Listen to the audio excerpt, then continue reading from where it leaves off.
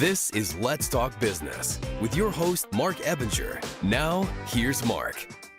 Welcome back to Let's Talk Business Podcast. Today we're going to talk about having a fractional COO provide part-time executive leadership to help a business optimize operations and drive growth.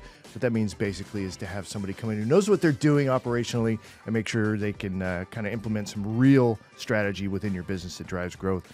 In studio with us today is Rolf Schultz. Almost says Sanchez, but Rolf Schultz, a fractional COO and the owner of Personal COO. Rolf is an experienced C-level executive who has worked with Academy Sports and Outdoors, Timberland, and Jones, New York. Rolf, welcome to the show. Excited to have you here. I'm excited to be here. Thank you. And again, thanks for coming in all the way from Austin. You drove down to have our in-studio, because I don't do like Zoom interviews, right? We do everything in studio, but appreciate you having you come down. I'm your host, Marc Ebinger, the owner of Krukus Virtual Staffing, a company that recruits and staffs experienced overseas administrative assistants for insurance agents who need help with policy management, claims processing, and client communication. And I'm your co-host, Jenevy Sims with the Evolve Firm, where we help businesses create branding strategies to help evolve and elevate their business. And I'm your other co-host, Keaton Frieberg, the owner of Texas Suits Law Firm, where we handle commercial and real estate litigation and transactions. Quick reminder to follow the Let's Talk Business podcast on all major podcast platforms. You can get to everything easily by visiting our website at satalkradio.com. We're over 24,000 subscribers on YouTube now, millions of views across social media, which is where most of the action takes place. So just a quick reminder, head over there and give us a follow. So the Let's Talk Business podcast has been around for like two and a half years, as a podcast, but it's been kind of renamed as we've moved along. But networking is a real big part of what we're doing here in the community. We're very involved here locally. But speaking of which, Jenevy Sims she's on the board of Business Professionals of San Antonio, and they do a mixer every month to support local nonprofit and to connect business owners. So, Jenevy, I know you got one coming up in August. We do. Give us the details. Absolutely. We'd like to invite all the business owners out there to Business Professionals of San Antonio. We're having our next event happening on August 14th, and it's going to be at the Amelia Social House, which is a brand new venue down by the Pearl. Very beautiful, elevated venue. This month, we are going to be highlighting a local nonprofit called Faithbound Ministries. This nonprofit specializes in helping our homeless community by bringing them hot meals and all the necessary things that they need. So we'd love for you to come out, meet them, get to know them, come expand your network. Our group meets on the second Wednesday of every month, and we always feature a local nonprofit and a local venue. And this is a good opportunity for you to come and expand your network, meet other like-minded individuals who are there not only just to build their business, but to also build their community. So I invite you guys to go on bpsaevents.com and register for our next event. Thanks, Jenevy. You guys did a great job. Always doing a great job. But last time was like super exceptional. It was. You had how many people there? 272 people. That's a lot of folks, yes, right? That was a lot of money that was raised for the Spurs Give, which is actually the nonprofit entity of our local Spurs team. So it's phenomenal. What's nice? Awesome. What's nice, too, is when you think about that's a lot of people, right, doing a mixer, but it didn't feel crowded. Oh, yes. That's because that venue, Blue Prime Steakhouse, shout out to Vanessa, who hosted us. We are the first networking group that she allowed to have in that venue. So that was extra special. And then she matched our sponsorship dollars by giving us extra appetizers. So for those of you that were there, got to, treat yourself to some of that delicious steak that they're very well known for. Yeah, great job. Awesome. You set the bar kind of high, I'm just saying. They better all be like that. All right, so excited to have Rolf Schultz with us today. The world of COO is very interesting to me. It's like captain of the ship, so to speak. CEO, probably technically the captain of the ship. But the operations person is the one that really makes sure that stuff gets done. So let's start with a little bit about your background, how you ended up doing the business you're doing. Then we'll talk about what COOs are, what they do, and then we'll get into fractional COOs as well. Sounds good. So I've been very, very fortunate to have a wonderful 30-year career in corporate America. And I started out in finance with an accounting degree and, worked my way into operations and then at the time in retail, retail merchandising. I've been with companies for, I was with the Timberland company for 12 years. It was a great way to get some really wide experience. And by wide, I mean get my hands in everything. And I highly recommend lateral moves. I know everybody wants to move up, but lateral moves is wonderful to grow one's career. And so at one point I was in charge of retail real estate for Timberland, traveling around the country, finding sites and negotiating store leases for retail stores. I was head of outlet store merchandising, picking product and developing promotions for to hit our margin goals. And I got into e-commerce, and I think the rest from there is I got into e-commerce at the right time, and then I had varying roles in VP, SVP of e-commerce, and then I was head of marketing at one point for one of the companies, and so I really moved around a lot, and had real opportunity to work with great people. I mean, I think the people have been the difference. To help people, I've helped a lot of people grow in their careers, and I'm very, very, very proud of that. And then at some point, you think about what's the next chapter look like, and my wife and I spent some time thinking about that, and here we are.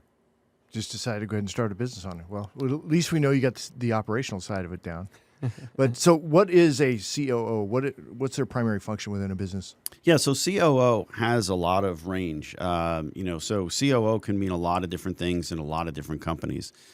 Typically, the COO, will have responsibility for, finance and operations and maybe even HR. So there's a lot of people management involved. And depending on the company, if it's a manufacturing company, obviously all the manufacturing operations, warehousing, that kind of stuff. And I chose to brand myself as personal COO because of that range and because my background is so wide. I was having a hard time kind of packaging up what I do.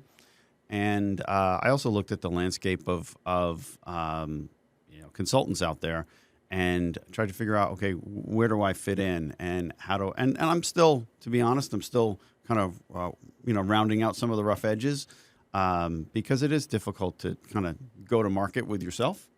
But I think the whole fractional space is really, really interesting right now. Keaton, and you and I have talked a little bit about Alex Hormozi, and one of his big points is getting your offer. Having it like crystal clear and making sure that it's, but part of that is defining what you do down to a T, which is interesting because it sounds like you're still in that phase. So we'll probably get into that a little bit. It's one of my favorite topics. Yeah, I'm happy to tell you about it. Yeah. Yeah, I think it comes with time. It does. Really, because I think what happens is, at least for me, we started off super duper broad, and then I just started to be like, no, not doing that, and then started to slowly limit the scope of what we do. 1, because we're good at it, and 2, because we're efficient at it, and 3, because we like it. So that's kind of how and we still have probably a long way to go to really define that offer. Sure. Yeah, because there's 2 kind of ways. There's people that'll tell you the riches is in the niches kind of thing, to niche down. And then you also will get advice that, start out wide and, see where it goes. So that's also part of the niching down, right? Because it is going broad and then figuring out what do I like, that's right. What do I don't like, what am I good at, what do I suck at, whatever that's going to be. But that is interesting to try and figure out, well, do I start super niche and then slowly grow maybe, or just stay niche? Maybe you don't need to. Or do you start wide and then funnel down? Well, Mel Gibson says, aim small, miss small. That's true. The Patriot. Sorry if that quote went over your head, but it's one of my favorite movies and one of my favorite quotes as well. So let's talk about what a fractional COO is. What is that term fractional? How does that apply to what it is you're doing? Yeah, so I think fractional is probably one of the more overused terms right now. It's a buzzword. It's the hot new term, in my opinion. I think I'll tell you what it means to me, because that's probably the best way to talk about it. For me, fractional means you're getting part of somebody that you otherwise wouldn't have access to. And so what that means is, somebody said it to me best a few months ago, 25% of an A player is better than 100% of a B or a C player. And I think that really gets to the heart of what are you doing. You're bringing in expertise, but for me, I kind of parachute down into the company. And I think that's what sets me apart from some of the fractionals, not all. There are a lot of fractionals who do that. But by way of example, I like to get an email address, a company email address for my client, meaning I like to be Rolf at ABC Company. And right away, that helps the staff see me as a resource as opposed to who is this guy, what is he up to, kind of thing. Build rapport, and frankly, I am a resource. So I help execute the strategies that I put together. So unlike some consultants, I'm not going to just, and I've hired a bunch of consultants over the years. And it's nice, you get a nice little package that says, here's all the things that you should do. The more you pay, the bigger the package is, the more things you have to do. But where should you start? How do you start? And what vested interest does the consultant have in whether you actually implement the strategies and are successful or not? And that's where I come in and become that person who helps the team execute on the ground. And then the other thing is I will help set the company up for success in my absence. So fractional typically doesn't mean forever. For me, my longest engagement so far has been 14 months. And it's usually around, somewhere between 4 and 6 months. And then, you figure out, get the company on track, and then, either oil up the team internally to continue what you've done, or you're searching for your successor in a full-time employee. And Rolf, how are you finding your ideal clients right now? So right now, it's all been referral, word of mouth. I've not had any other way. It's all been I get a text from somebody who says, "Hey Rolf, I'd like to introduce you to so and so. She has this company that does XYZ," and we go from there. Have you ever, just out of curiosity, ever came across a company where it just looked like it was beyond repair? Yes. Yeah? Yes. Can you tell us a little bit about that one? It's a great question. Great question. That's really good. I can tell you. Dirt. I can tell you a little bit is the key word there. Absolutely. So A fractional. recently, That was good. but without giving too much away, recently, and maybe it's a month ago, 6 weeks ago at the tops, somebody in my network said, "Hey, you should talk to this person. She needs a lot of help," and I did, and I had a difficulty following the cast of characters. So I'm on the phone for a 1 hour phone call, and new characters kept popping up in the story. The story just kept getting longer with more characters, and I would have to reset and say, "Hey, hold on a second. Who's this person? I don't think you mentioned this person before." "Oh, no, he's the, oh, okay, new character. Okay." And then it just kept going. And before I had this play that you couldn't have written. It was a combination of them realizing that themselves, that they were kind of too far gone. And me, I was thinking to myself, I don't know if this one might be just a little too. Yeah. And it was really more of a cultural issue, not it was a problem that I couldn't fix, so to speak. It wasn't a math problem. It wasn't a P&L problem. It wasn't it was. Was it a leadership problem? It was a leadership problem, and it was a family problem. Ah. And so Those are two ingredients that don't mix real well. Yeah, and the cast of characters in that family was just ginormous. So, so that one was one that I passed on. And was it a problem that had been going on for a long time? Because I feel like if you catch a problem, early on, it's probably easier to fix than if this problem has been going on for years and years and years.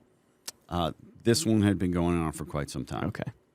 Yeah. And as we were talking earlier about, narrowing down your niche or finding really the services that you can provide, it's also listening to the problems out there. And that's how you evolve your services to be able to create the solution that people are looking for. That's why we go into business, right? Sure. When you were building out your success formula, because you've had such an extensive background. I mean, these are big brand names that you've worked for. And as you were creating the recipe for success in yours, in your new business plan, as you started taking on clients, did you start changing some of that recipe because, other industries needed that to be adapted to what they're needing? Were you having to change your formula a little bit to solve that specific solution? So to be honest, no. The skills that I've acquired over the years are the skills that are in my toolkit. Just like anybody else, you have what you've acquired, and I think I'm a people first person, and I think there's a lot of different ways to manage people. And we were talking a little bit off the air about this. I think you find the right approach, and you be human, and you be very, very honest, and you help people, find their way. And if they're the right person and they have the right skills for the position, then it's a real build-up situation, and it's a development situation. And if the people that you're dealing with are not right for the roles, then it's really honest conversation about, how do we get the right person in that role? And, so there's a lot of that. And then there's a lot of the real easy stuff, just the financial stuff, the blocking and tackling, the operational stuff. That stuff all just comes very, very natural. A before B, and all of that comes natural to me. So I once I get into an organization, often the problems that I'm solving are not the problems that I was brought in for. So, well, speaking of which, what is your client typically looking to solve by having you come in? Usually it's, very often personal,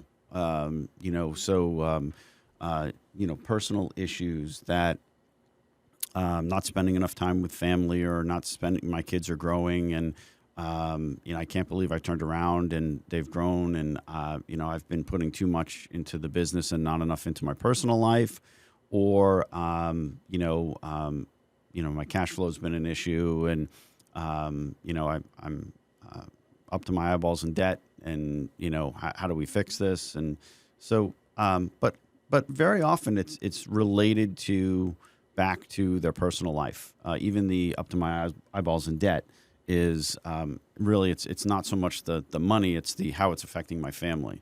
And but usually it's the time that the entrepreneur or the owner, or even the leader, if it's not the owner that's hiring me, is spending too much time doing, there's got to be a better way to do this. Help me out of this box that I've got myself into. Doesn't that indicate that they don't have the expertise in order to solve the problem? Yeah, and most, trying to think of, most everyone knows. You think of it like the elephant in the room, but the reason that they're hiring me is because they've realized that they don't have the expertise to do A, B, or C. And that's what I call a perfect marriage for me with a client, is if the client, knows that they have deficiencies in certain areas. So they may know that, hey, we're not good at A, B, or C as a company. That's good. But what's great is when they come with the full realization that I'm not good at A, B, or C, and therefore it's affecting my company in this manner, which is very, very different. But I've been very fortunate to have a lot of clients that just know that, good self-awareness.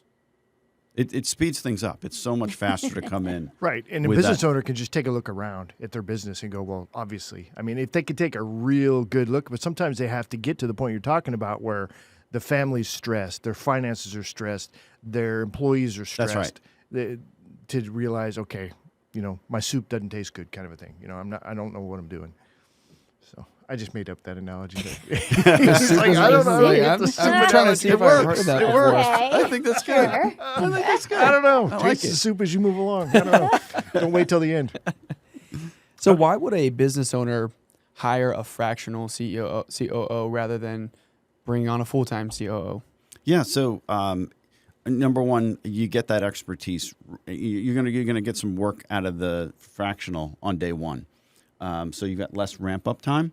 And think about hiring somebody. So the time to fix the problem, and I'm not saying that it's wrong to hire somebody, but if you just think about that whole process. Okay, so if it's a bigger company, we've got to get a requisition in. If it's a small company, you just decide that you're going to hire the person and you go. Now you have to figure out, okay, how are we going to recruit? Recruiting costs, if you haven't noticed, are off the charts. So I've one company that 2 years ago spent $6,000 on hiring an employee, $12,000. So literally double. That's what we call the Biden effect. Sorry, I didn't mean to get political. I'm just saying. Why not? It's my show, right? There you go. I like it. But yeah, no. So I mean, so the costs are up. So hiring costs. So you got to go through the recruiting costs. Now you have time to fill that, and now you've got to be thoughtful about the job description. What do I need? I know I need the person to do this and this, but is this and this a whole job? Maybe it is, but it would take time to figure that out. The fractional can figure out what is the job. So they're kind of figuring that out along the way. Like I said, when I come in, it's usually other things that are wrong that I'm fixing in addition to or instead of what I was brought in to fix. So now you have, when I leave, we've got a job description that is, it's very, very clear and concise. And then another reason would be, that whole, the talent level. You don't know there may be a great hire out there for you. Timing is everything, right? We say that when we're hiring, but maybe not. So now you've got the time, you've got the money, you've got all the churn. Now, if you're focusing on hiring this person, you're really not focused on all the other things that you probably should be doing. So yeah, there's a lot of reasons, but it really is just about, day one. Hey, let's get some relief and let's get some help here on day one. Awesome. And are your business owners that are hiring you, are they always paying you a consulting fee, or have you ever taken equity in a company or anything like that to help them out? So I haven't taken equity yet, but that is absolutely something that I would consider. I was close on one, and it didn't work out. But yeah, I mean, I'm totally open to it. Awesome. I think that's exciting because you're going back and talking about. I mean, I know that you have a vested interest either way. But That's right. That getting membership interest or equity in a company, I feel like that really, really 100%. Yeah. motivates. Yeah. It's a huge And motivation. there are I've met some fractionals who are very exclusive in that and more established than I am, and they're more exclusive with that, where they only take clients that have that equity situation. So it's definitely a place to perhaps evolve to. Sure. Now, I love the parachuting in approach.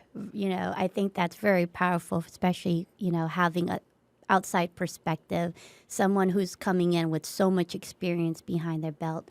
When you go into a business and you see where they're at and everything, I'm always interested in the marketing and the branding strategy. Like, how do you approach that when you're coming into a business? So for me, I start with the P&L. So the first thing I'm going to do in any business is pull the financial records, and I don't mean get some financial statements from. I'll have my accountant send you our financials. Those are useless to me. I'm not interested in that.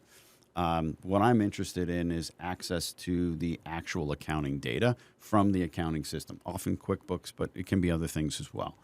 And I pull my own data, And then I obviously look at what history looks like, but I'm really more focused on the future. And I build a forward-looking 12-month P&L.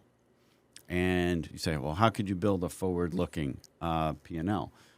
Basically off of history. And so what am I using for my history? I know how many people are on the team, and I know what we're paying them, and I know what the electricity costs and yada, yada, yada, all the lines on the P&L. I know, or I start to familiarize myself with the product or service that we're selling, and what are the margin components there? What goes into that? So that's a big piece of it. And then I look at history to say, okay, how have these costs changed or how have they not changed? And then to answer your question, Jenevy, marketing, I do the exact same thing in marketing. I look at what did we spend by month for the past 12 months or 24 months on marketing. And it's never flat. It's always spiky. And it's spiky for a lot of reasons. Some of it is just accounting and, we paid for an annual thing and we did it all in 1 month or something like that. But typically it's, and that's when I then sit down with either the marketing professional or the owner and have them help me annotate the past. So you had a big spike in February. What was that? Oh, we tried this, blobbity-blob thing. Okay. Did it work? Well, no, we stopped doing it. Okay. And then we tried this other thing. Okay. But sales go up each time. So it's not that sales didn't go up. It's just the ROI or the perceived ROI wasn't there. So that's why they stopped that initiative. So now I have this spiky, annotated, essentially graph of marketing. And, we grew whatever indicator we want to say, maybe just total sales grew 12% last year. Well, I can't say that we're going to grow 12% in the future because I'm looking for the repeatable piece of marketing.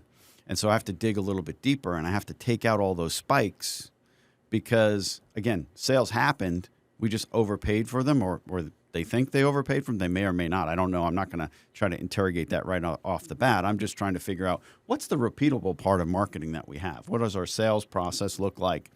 And so maybe that's 4%. Maybe that's 7%. Really depends on how much we spent and what we got for it. And that's where I kind of start. So I start with that forward-looking 12-month P&L, and often the news isn't great. And then I share that, and that's where the light bulbs kind of go off like, oh, my God, why do you think that? And we go through, and I kind of defend all of my assumptions that I've made. And, it sparks a lot of great conversation of, I had no idea the future didn't look as good as I thought it looked, but we've been growing at 14%. Well, not really. Unless you're going to spend a whole lot of money on initiatives that you're going to start and stop again next year.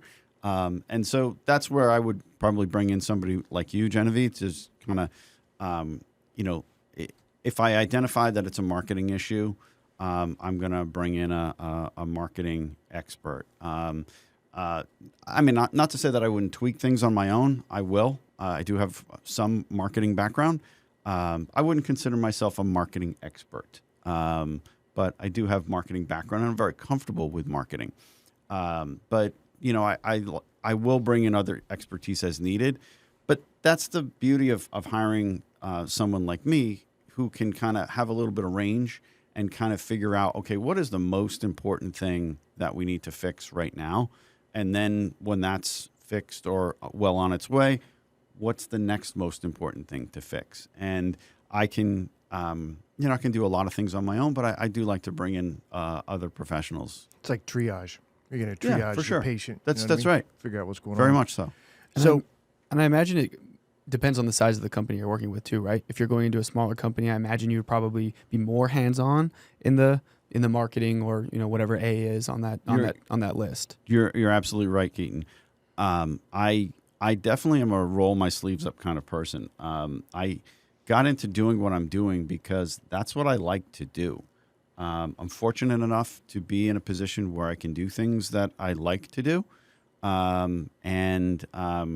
Jenevy, you asked me off the air, how I got into what I'm doing now and leaving corporate America and doing this. And, my wife and I got to a point where our 4 children are grown and out of the house. And, we have a little bit of freedom. And our thinking was, let's really be more thoughtful about the next chapter in our lives. Not to say that we haven't been thoughtful, but it was really kind of chasing the money most of our lives. And so we moved around from state to state and from city to city, for the next great job. And so we took a different approach this time, and we decided where we wanted to live, and we moved to that place. And then we decided that we would build income streams around, around our life. And it's very, very different from following the income stream and building a life around the income stream. So it's kind of the reverse, and it's the first time we're doing it. And we're both very excited about it. So my wife has a business, I have a business, and we're both doing things that are different but similar to what we've done in the past. Well, we know that business has changed, in the last 5, 10, 15 years. So as far as, businesses are taking an approach to business, how has that changed now? Or how do you think it's different now than even 5 years ago? Oh, this is a point that I think is maybe very, very not well understood. So you could have had a small business in any town, USA, for the past 20 years, just kind of floated along with very little growth, very little change. And, you could pay your bills and you could get by. And that has ended. So without growth, there is no business. So there are a lot of business owners that still to this day don't understand. And everyone's just finding this out because it lags the economy. So inflation, as high as inflation has been, and it really does irk me when I hear that inflation is down. There's no such thing as inflation. That's called deflation. So inflation is not down. The rate of inflation is slower than it was. That's the best way to say that. So if you had 9% inflation, and then you had 9% inflation, and then you had 3% inflation, inflation's not down. The rate of inflation has slowed. But you still have to pay every day the 9, the 9, and the 3. And that's cumulative. And that's what we're all feeling at the grocery store. But how does that affect businesses? Everything that a business buys is also gone up in that, including not just all the, whether you're building a product, raw materials, but really all the supplies. Any business that, that corporate credit card is getting cha-ching, cha-ching, cha-ching every day. And that's based on the inflation. But wage rate has grown tremendously in the past 3 years. So wage rate, if you look at it's like night and day. I mentioned recruiting expenses, the cost of money, interest rates. So it doesn't mean that, I'm going to be very careful. This is not doom and gloom. Like, oh my gosh, interest rates were high back in the 90s, and we all got it through our lives and everything was fine. It's just a different game. So it needs to be played differently. And the main ingredient to get through right now is a growth strategy. And that's what I'm preaching is you must have a growth strategy. And so I think there's a notion to some degree that, hey, growth is good. I'd love to have my company be double the size it is.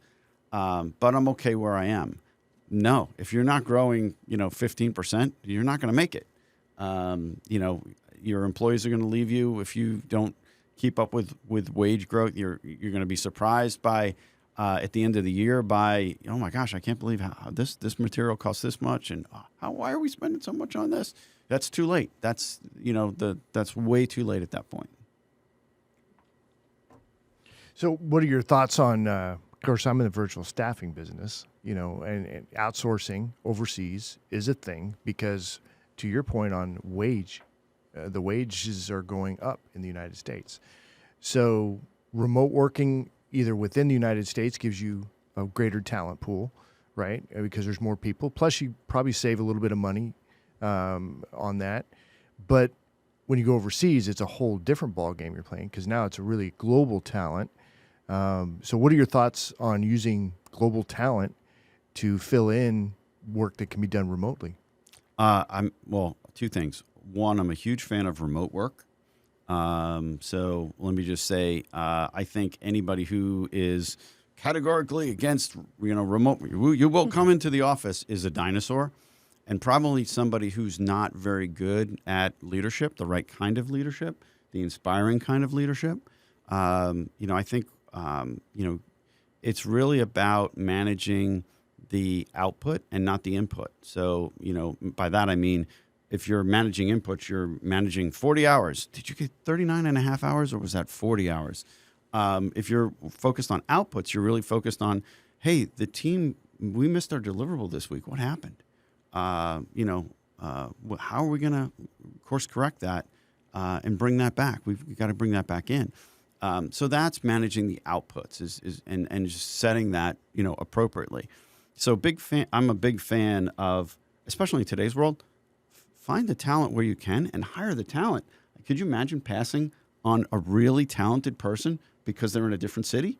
Now, granted, if you're fighting fires, literally, like with fire hoses and fire trucks, you kind of need to be, So I take what I say with a grain of salt. I mean, what I'm saying is if the position can be done virtually, then if there's no reason, then I say hire the talent where you can get the talent. And then as far as, virtual staffing, I'm blown away by this. So I'm new to this. When I say new to it, I mean I've only been really focused in on it for about 6 months now, and I haven't had an opportunity to put it into, to source a virtual assistant or virtual staff with one of my clients yet. But I'm raring to go, and when I find that right situation, I will, because it's a fraction of the cost, and more importantly than the cost, because we've been doing overseas stuff for a really long time. And we all know when you try to call customer support and you can't understand this person, yep. Or, there's lots of other examples. I remember at one of my companies many, many years ago, we had outsourced IT, and we used to just be able to literally walk down the hall and take care of the problem. And we had outsourced IT, and it took like a week. And it was ridiculous. So that was a big failure, but that was probably in the 90s. But I say all that to say that my eyes have been opened to the quality of the people that virtual staffing has to offer. We're talking about college-educated people that are fluent not only in their native language, but obviously fluent in English. And I've seen some of these folks, and I've just been blown away by what they can do. Cool. I like it. You're a fan. So what about the hiring, firing aspect too? I mean, of course, costs and global talent is a thing, but then also just your ability to, from a COO perspective, you got to be able to, well, maybe more of an HR, but still in the operations side, sometimes you got to let people go. And that can be devastating to a business from a legal standpoint or, a liability standpoint as well. Absolutely. Yeah, no, that's something I've been fortunate, and it's one of the things that, frankly, I miss about the corporate world is having the corporate support structure that I've always had. So really strong HR people. I've been really, really fortunate at all of my companies to have great HR support. And, that was always handled by HR, and I always trusted my HR professionals to help us with, if there was a situation where, we needed to let somebody go or make a change, always followed that properly. And then that was always also in close hand with legal. And so I do miss that. I do have an attorney on retainer for that purpose, and I have virtual HR. So Well, working with your clients, like you said, you're, the roll your sleeves kind of guy, and you're in there in the trenches with your clients. How do you define success working with them? Yeah, so I think success ties back to that P&L that I was talking about. So we build that forward-looking 12-month P&L. Okay, great. Now what do we do with it? So now we have it. Maybe it's not telling the future is too bright. Well, we have to make it bright. So how do we make it bright? We figure out what are we going to fix? Is it a margin issue? Is it an expense issue?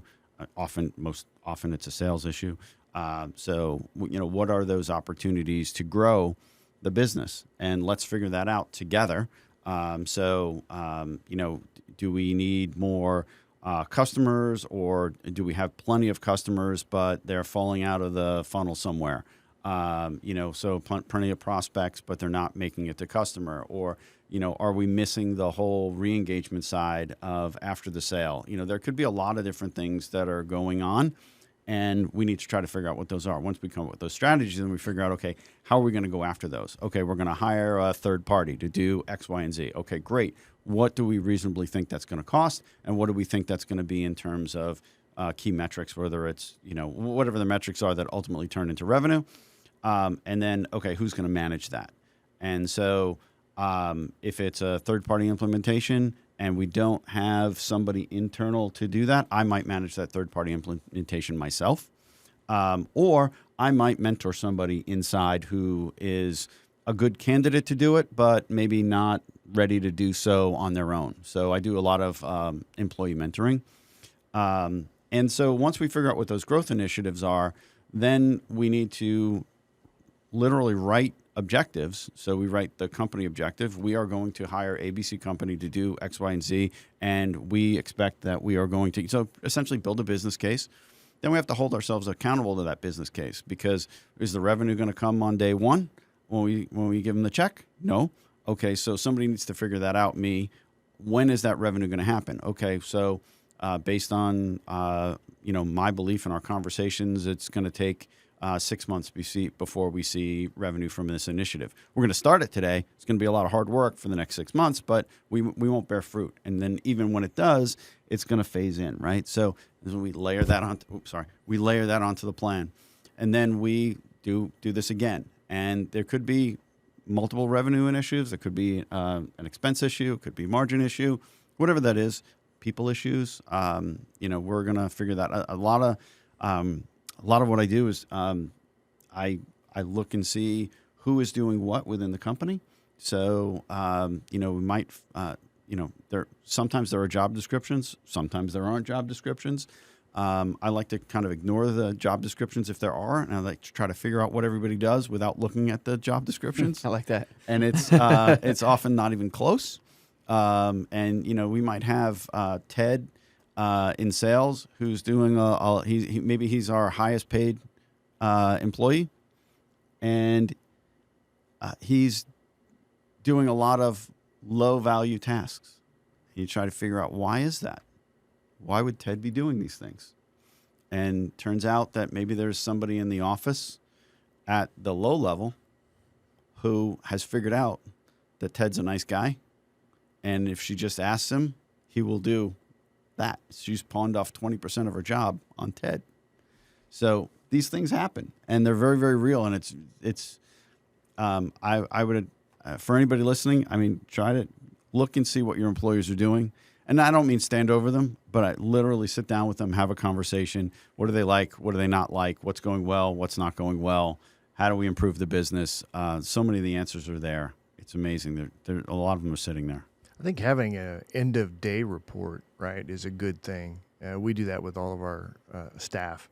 Is like, you tell me at the end of the day what you got accomplished for the day, right, in summary form, so that we can also measure that as well. Are you getting done what you're supposed to be getting done? And then the first meeting of the next week is, okay, did you meet your KPIs for last week? You know what I mean? It's just these measuring points. But to kind of summarize, I guess the how do you measure success in there is, like, you're going to identify the problems, right? You're going to develop a plan, set expectations, benchmarks, and then you're going to hold accountable everybody along the way at the end. And then the owner can see, did I have a measurable increase in whatever they were trying to get the increase in. Does that sound That's right? right. Yeah, we're going to set those objectives and make sure that they filter down into every nook and cranny that they need to go to, and then we're going to execute on those and hold ourselves and everybody accountable. Yeah. It's a 12-month program, is it? Or you said right now you're working with a client 14 months, right? So if you create that 12-month plan, the definition of success or just seeing the success is if your client follows that 12-month plan, right? Yeah, no, so I mean, results are going to vary greatly, for sure. And what I try to do is try to set appropriate expectations for how quick we're going to, if it's a turnaround situation, how quick we're going to turn the ship around. If it's a, something less serious, if it's a growth, how quick we can see profitable growth, and and just go from there. How do you set expectations properly with the client, right? So that they know what they can expect within reason, and it also helps them measure success. Yeah, so that's done in part during the scoping phase. So I write out a scope of work that's pretty detailed in terms of what I will do and what the client's role will be. And the scope of work changes, so I will update it.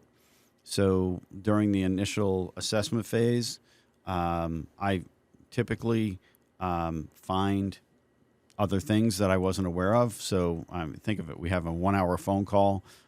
Maybe we meet in person as a follow-up. We agree to the engagement. Here's the scope of work. The scope of work at that point is pretty high level.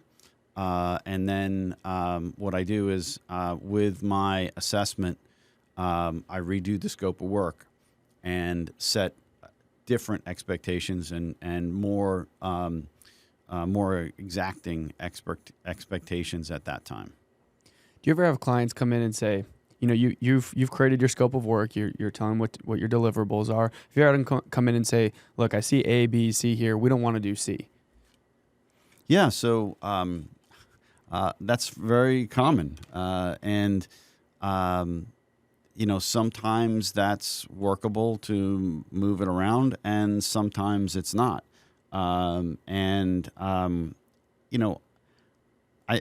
Most clients, like a patient, they just want to get better. Mm-hmm. So most of them they may have a few challenges, but that's just because they don't know me well yet, and they're a little concerned.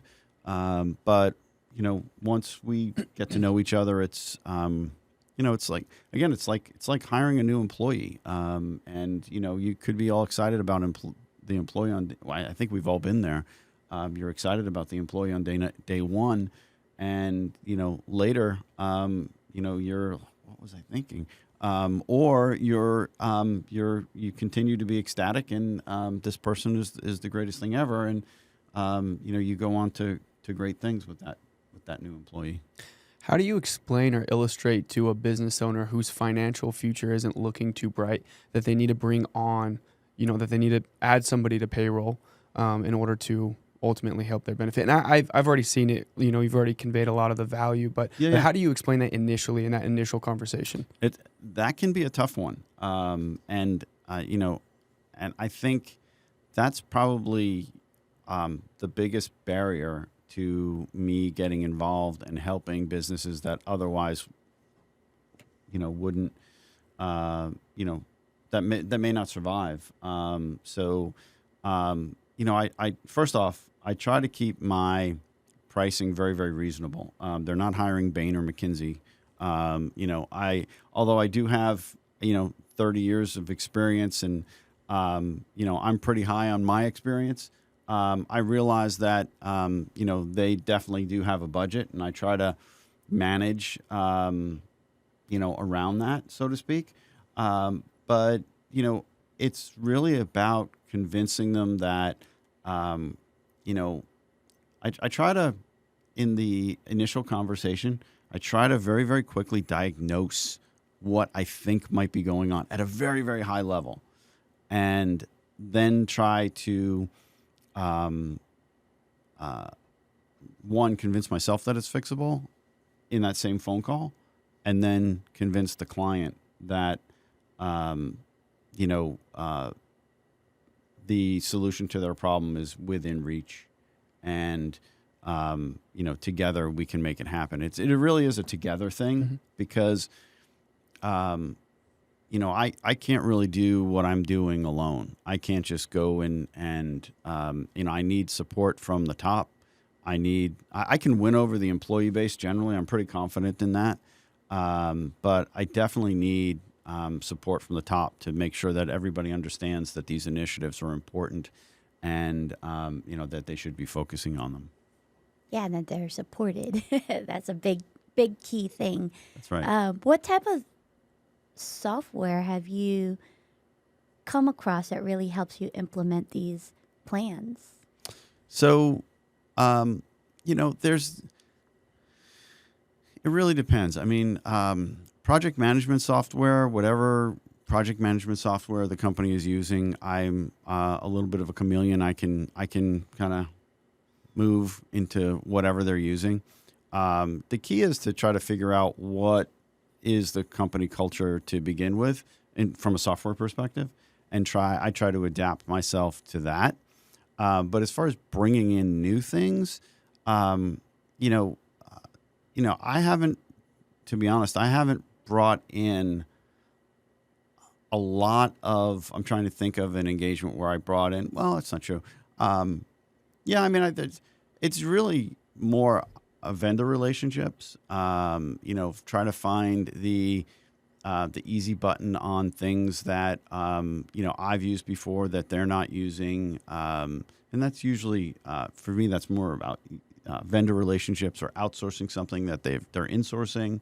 They're trying to build the wheel themselves, and it can be done faster and better and easier through outsourcing. That's good. Well, just one more question for me real quick, because I know we're almost done here. But out of all the big name companies that you worked for, which company was it that really helped you realize that this is something that I can do to duplicate to help create that recipe for success for other COOs? Wow, that's a tough one. I guess it was my time at Academy Sports and Outdoors. Great company, great people. It was a really special time when I was there. We were really just, it was a digital transformation role. So I was in a position where, I was introducing new technologies to Academy Sports, and building new, really cool new gadgets to help the customer convert, whether that be online or in the stores. And I worked with just really, really great people. And we had a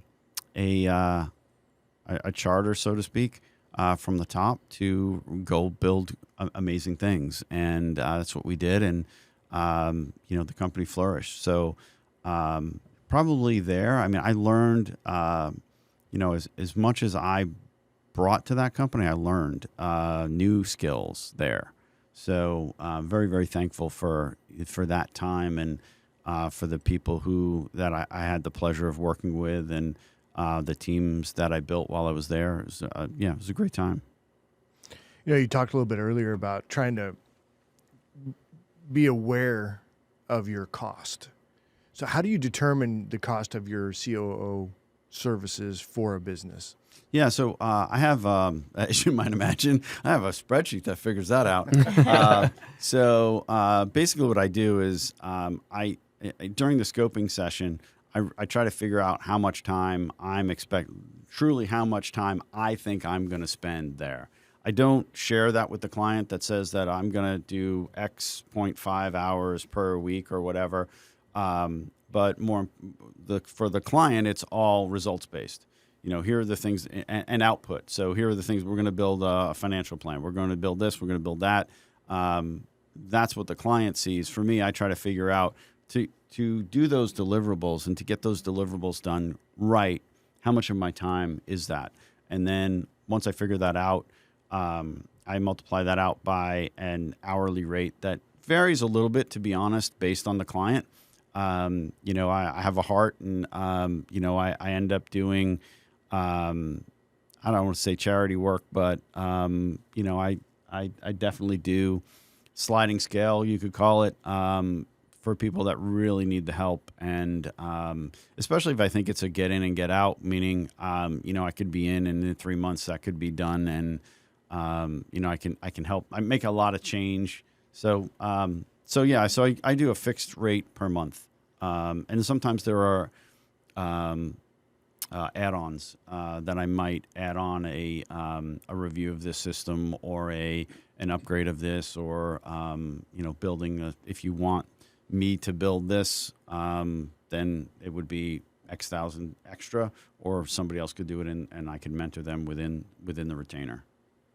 So not billable hours. When he was saying that, I was thinking about in the attorney world, you know, it's more project-based or results-based as opposed to billable hours.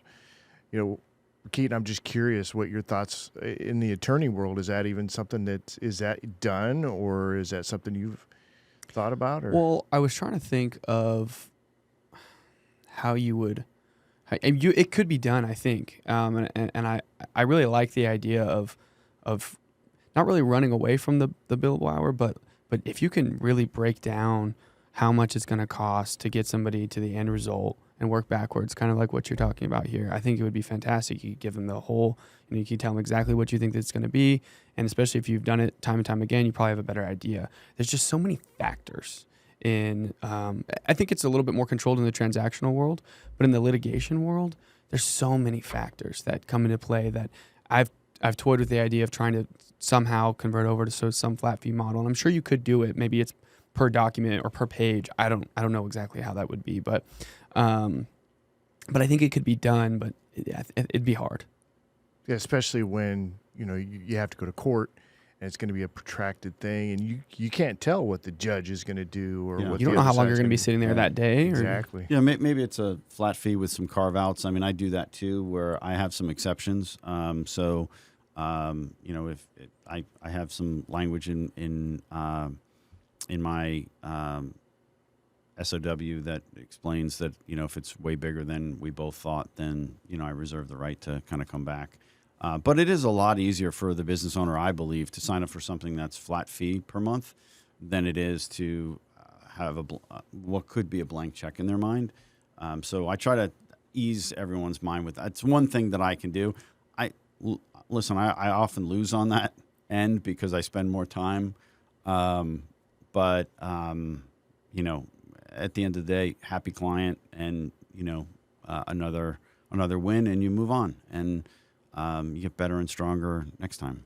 Last question I had for you is, as far as your team goes, what does your team look like? Is it just you, or do you have a right team? now? Yeah, just me. So when I talk about my team, I'm really talking about my team in X company or Y company or Z company.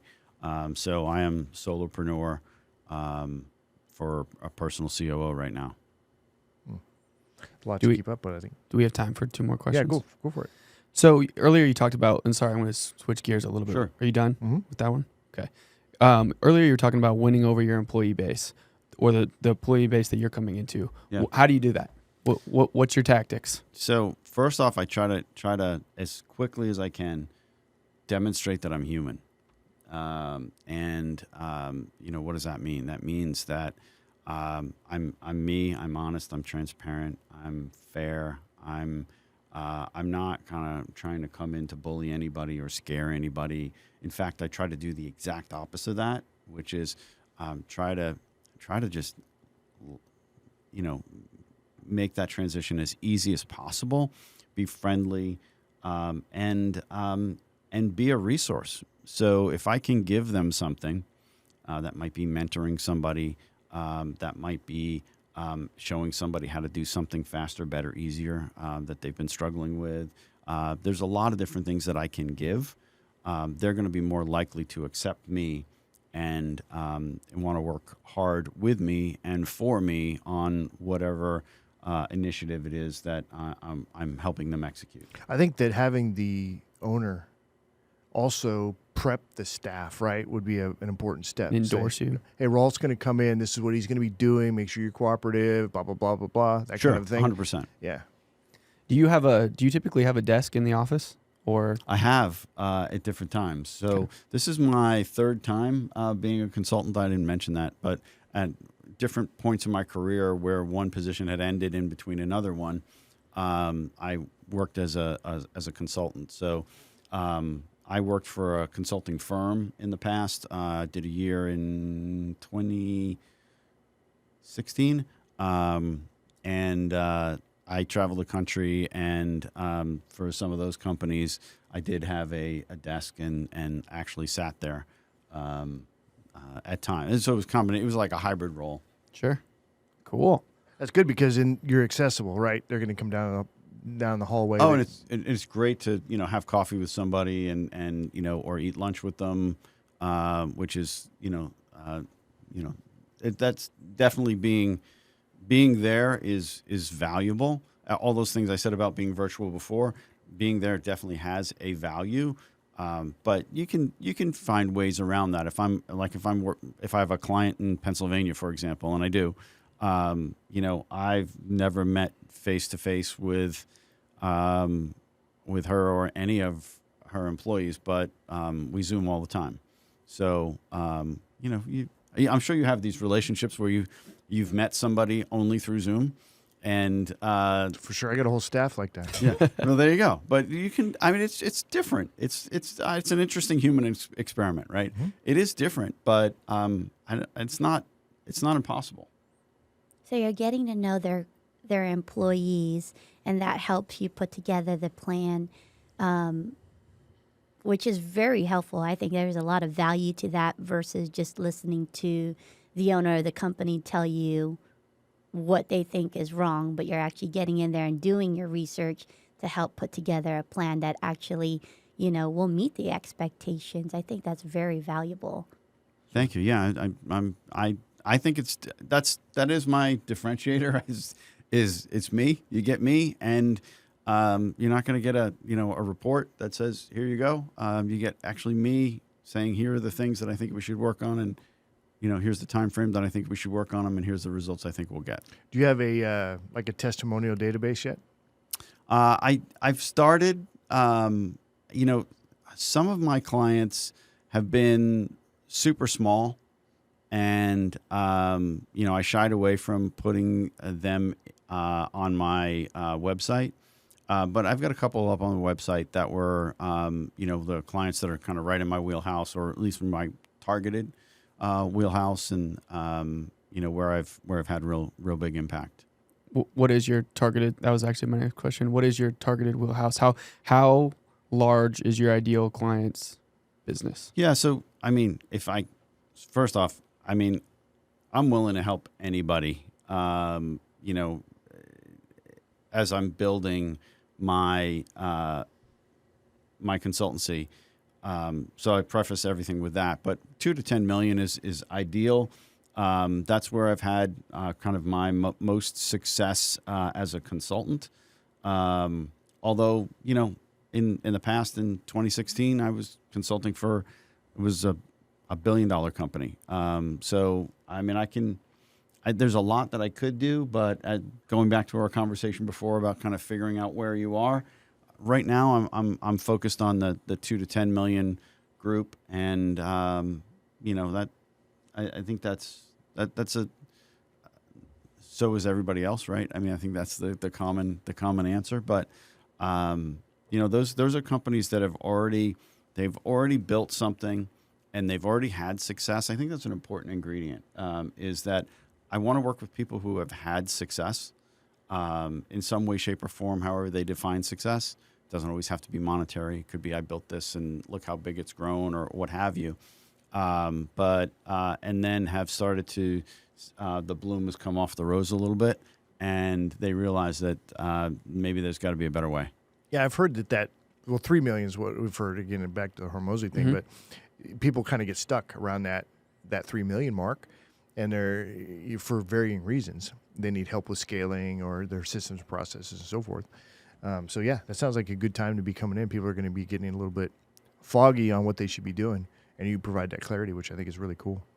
All right, Rolf, if folks want to get in touch with you, how do they do that? How do they find you? Probably LinkedIn is the best. I'm probably the only Rolf Schultz, or maybe one of a few. You could probably figure me out. I'm certainly the only one in the Austin area. There's a lot of great information there. And my website, personalcoo.com. Good website. Is that what when you're picking your name, do you look for the .com first? Of course. Who doesn't? What a different world we're living in, right?